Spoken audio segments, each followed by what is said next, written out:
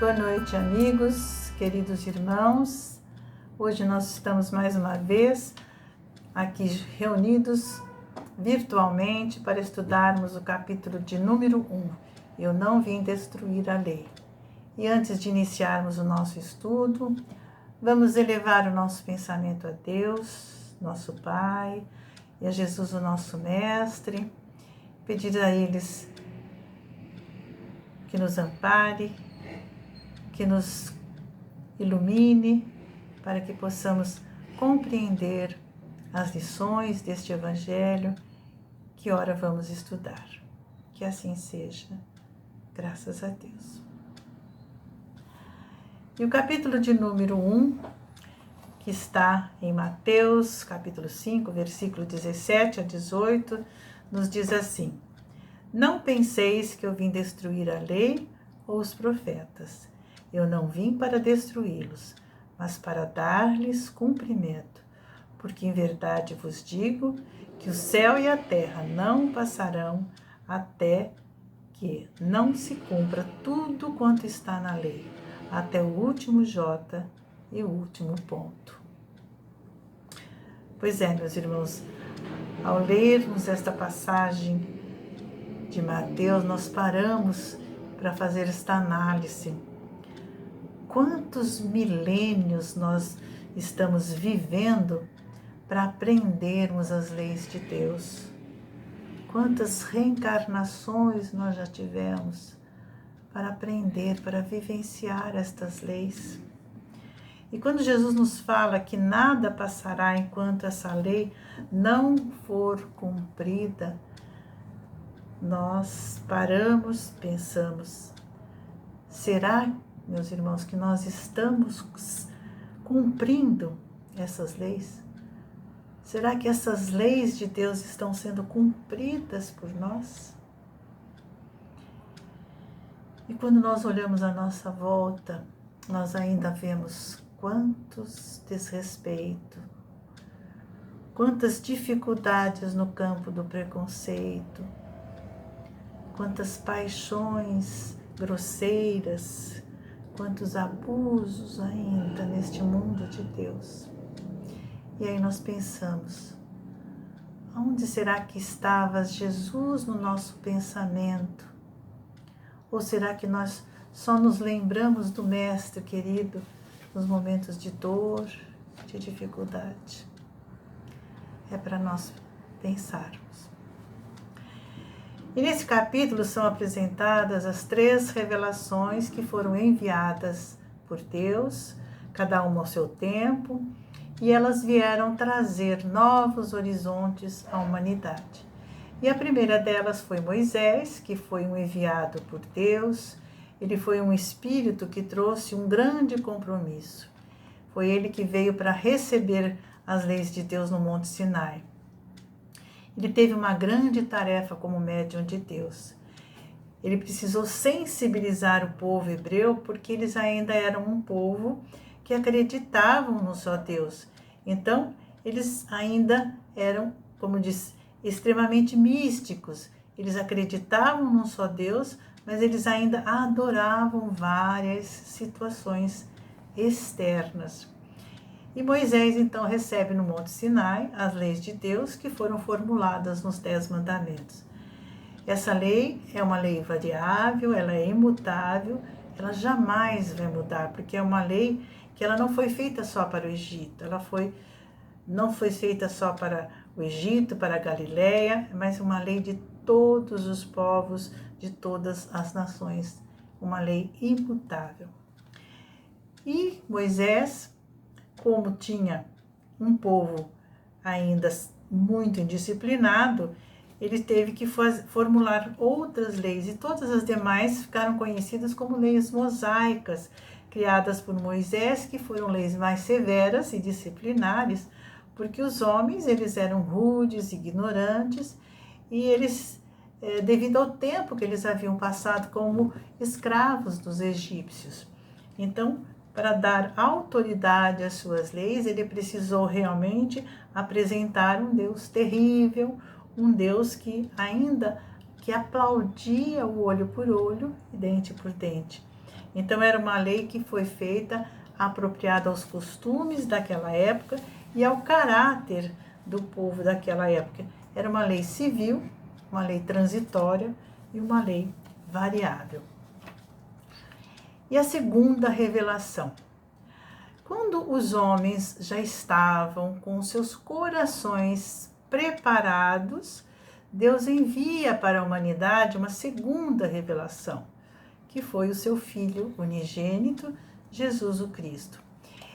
Jesus não veio para destruir as leis de Deus promulgadas sobre o Monte Sinai por Moisés. Ele veio para cumpri-la, para dar-lhe seu verdadeiro sentido e dado já o grau de adiantamento dos homens. A humanidade já estava preparada para receber novos ensinamentos. E aí Jesus então resume o decálogo a estas palavras: amar a Deus sobre todas as coisas e ao próximo como a si mesmo. E ainda completa dizendo: eis aí toda a lei e todos os profetas. Jesus, meus irmãos, então, ele vem trazer a lei do amor. Ele veio modificar aquilo que Moisés ensinava aos homens, das leis de talião, olho por olho, dente por dente. Jesus agora vem nos falar de um Pai amoroso, misericordioso, bom e justo.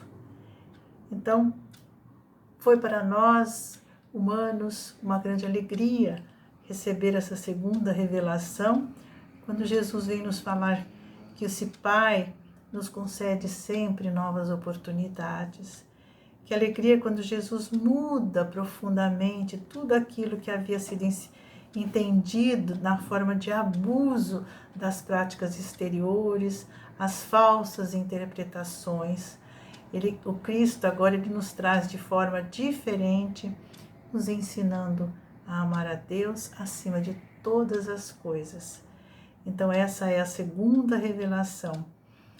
E reconhecer que toda a criação merece respeito, saber que nós fomos criados simples e ignorantes, não fomos criados com privilégios nenhum, todos temos o mesmo princípio, mas que hoje já estamos um pouco melhores, já não estamos mais simples nem tão ignorantes, né? Então Jesus, como diz o Evangelho de hoje, ele não foi simplesmente um legislador moralista, ele trouxe o exemplo, ele vivenciou, ele foi um mestre, ele nos mostrou a nossa paternidade e a nossa irmandade, ele nos ensinou que somos todos filhos do mesmo Pai, ele trouxe a compaixão, ele nos ensinou a amar. Nos ensinou a imortalidade da alma, a vida futura e, principalmente, ele veio nos ensinar a implantar o reino de Deus no nosso coração.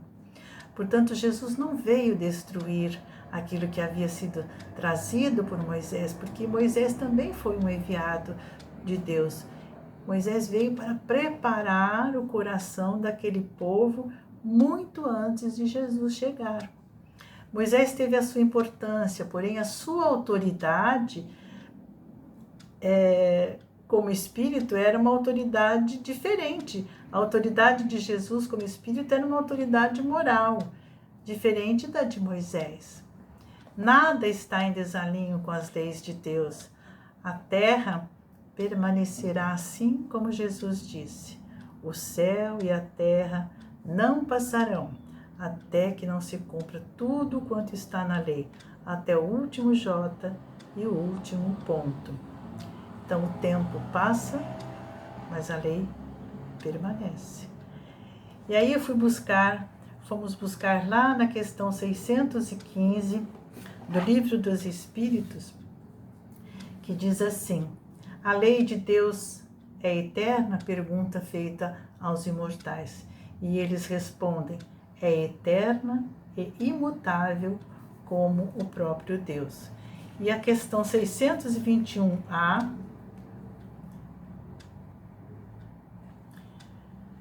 onde está escrita a lei de Deus? Na consciência. 621A, desde que o homem traz na consciência a lei de Deus, que necessidade tem de que lhe a revelem? Ele a tinha esquecido e desprezado. Deus quis que ela lhe fosse lembrada.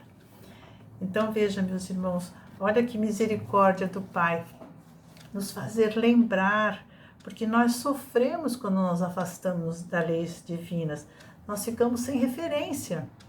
Então a misericórdia do Pai tem por nós esse amor incalculável, imensurável.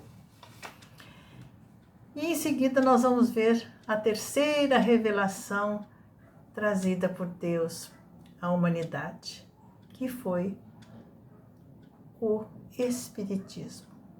Que doutrina consoladora!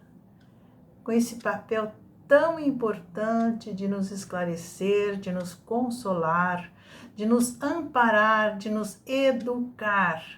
Uma doutrina que veio com o compromisso de trazer o pensamento do Cristo, uma ciência nova que vem revelar aos homens por meio de provas irrecusáveis a existência, a natureza do mundo espiritual e as suas relações com o mundo corpóreo. Então, ao chegar a sua hora, Jesus diz aos discípulos que ele ia, mas que ele enviaria o Consolador, que poderia dizer tudo aquilo que ele não pôde dizer devido à nossa imaturidade espiritual. E como tudo no tempo de Deus está planejado, tudo tem o seu tempo certo para cada coisa, a doutrina espírita, codificada por Allan Kardec, ela retrata o pensamento de muitos espíritos. Ela só pôde chegar à Terra depois que Mesmer descobriu o magnetismo. Então esse tempo foi necessário porque somente através do magnetismo, da energia, do fluido, da eletricidade, é que nós poderíamos compreender tudo aquilo que pareceria ser sobrenatural, que parecia ser milagres, né? Então a doutrina vem nos mostrar com tanta grandiosidade, tanta beleza, quebrando todos aqueles tabus, aquelas estruturas arcaicas, né, de tradições que muitas vezes ainda perduram dentro de nós. Emmanuel nos mostra que Jesus é a porta, Kardec é a chave que abre todos esses conhecimentos. E dessa forma, essa doutrina consoladora dos Espíritos, ela nos ajuda a compreender melhor quem nós somos, para onde nós vamos e de onde nós viemos. E que nós somos espíritos imortais. A doutrina espírita também nos mostra a mediunidade. Kardec descreve com maestria em todos os seus aspectos as características dos médiuns. Ela nos mostra as progressões dos mundos, os quais progressivamente alcançaremos. Nos mostra com tanta clareza toda a manipulação de fluidos, quebrando aquele pensamento do milagre e assim compreendermos os efeitos naturais das leis naturais.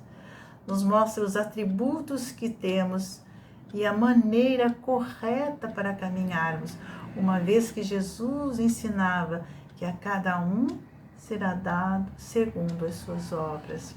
Então a doutrina espírita, meus irmãos, é o consolador prometido por Jesus, ela é sem dúvida a terceira revelação. E ela não está personificada num homem só, não foi um homem que a criou. Allan Kardec ele foi apenas um instrumento divino, um espírito escolhido que teve o trabalho exaustivo para escolher mensagens que vinham de vários lugares. E essas mensagens foram lidas por ele e selecionadas para que não ficassem repetitivas, e em seguida ele as compilou, trazendo para a humanidade a primeira obra da doutrina espírita em 18 de abril de 1857, que foi o Livro dos Espíritos. O Livro dos Médiuns, em 1859, o Evangelho segundo o Espiritismo, em 1863, e o Céu e o Inferno, em 1865, e ainda a Gênese, em 1868. E assim como Jesus disse, eu não vim destruir a lei, o Espiritismo também não veio destruir a lei cristã, mas dar-lhe execução, e não mudou nada que o Cristo ensinou. Ele apenas desenvolveu e explicou em termos claros o que aquilo era dito apenas de forma alegórica. Quantas vezes nós líamos as passagens do Novo Testamento e muitas vezes não entendíamos, né? Então, nós precisamos também entender que a regeneração do planeta, ela não se iniciou com a pandemia, com essa pandemia que estamos vivendo. Foi Jesus, o Espírito, Filho unigênito de Deus, que se encarregou de auxiliar a transformação do planeta Terra, porque os espíritos queriam, para que os espíritos que iriam reencarnar aqui, eles já fossem tendo a oportunidade de evoluir. Então é por isso que ele nos diz, eu sou o caminho, a verdade e a vida, e ninguém vai ao Pai se não for por mim. Então Jesus nos mostra de forma clara a questão da reencarnação, e Kardec nos mostra de forma clara e objetiva as reencarnações sucessivas. No livro Consolador de Emmanuel, pelo Espírito de Emmanuel, com psicografia de Francisco Cândido Xavier, na pergunta 353 diz assim: o Espiritismo não veio para exterminar as outras crenças, mas sim trabalhar por transformá-las, para iluminar consciências. Então nós somos fruto, meus irmãos, da primeira, da segunda e da terceira revelação. Chegou a hora de nós perguntarmos agora também para Jesus e para a nossa consciência: o que queres que eu faça? Assim como Saulo fez essa pergunta a Jesus, na estrada de Damasco, já está bem no momento de nós fazermos também essa pergunta: o que queres que eu faça, Jesus? Porque nós já temos recebido tanto, tanto. Meus irmãos, nós estamos recebendo essa oportunidade, que é a doutrina espírita, esse farol de luz que nos explica a nossa imortalidade, que nos explica nossos atos pretéritos, que nós estamos vivendo as consequências dos atos do passado, mas que Deus, na sua compaixão, na sua misericórdia, nos concede, por meio da doutrina dos Espíritos, do seu conhecimento, meios para que nós possamos também melhorar. Basta que nós vivenciemos as leis, que apliquemos os ensinamentos de Jesus no nosso dia a dia. E a nova era é um dos itens desse capítulo também, que nós podemos entender que nós não estamos mais na hora de ficar falando somente. O momento agora nos convida a refletir. Que bênção a nossa ter todo esse conhecimento de saber que a lei pode ser entendida e vivenciada. Meus irmãos, nesse período de pandemia, de quarentena, nós estamos tendo essa oportunidade. O que nós estamos vivendo hoje é de extrema importância, porque nosso espírito, para nossa emancipação espiritual, estamos numa nova era, e hoje Kardec nos diz que são chegados os tempos que precisamos desenvolver as ideias morais para que se realizem os progressos que estão nos desígnios de Deus. Nós estamos sendo convidados para fazermos uma análise profunda da nossa intimidade espiritual. não mais olhar para o outro, fazermos julgamentos. A era nos convida para fazermos construções morais que consolidem no nosso pensamento as mudanças dos nossos sentimentos, como também dos nossos valores. É sem dúvida, meus irmãos, um período de lutas, porque tudo isso não se consegue num passe de mágica. E toda crise, ela é benéfica para o espírito. É o momento de nos preocuparmos com a nossa individualidade. Não vamos perder mais tempo, nem vamos perder mais este chamado de Jesus. Meus irmãos, ao encerrarmos o Evangelho desta noite, vamos agradecer a Jesus, que suas mãos dadivosas e seu olhar sereno e amigo sempre nos fortaleçam e nos amparem. Que possamos contar sempre com a sua ajuda, nos guardando pelo caminho dessa estrada redentora. Que assim seja, graças a Deus.